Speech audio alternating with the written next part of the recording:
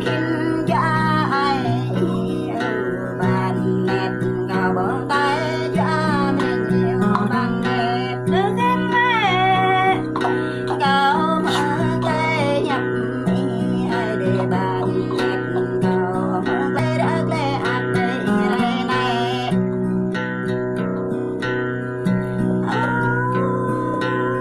sao cho bàn nét cao giờ bàn cao nhập trong gió cao để bàn nét cao nhập gió cao để bàn cao mỗi cao nhập băng quần cao để bàn nét đi để cho căn hàng họ bàn Hãy subscribe cho kênh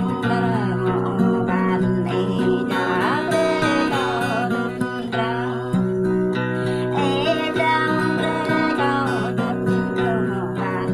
những video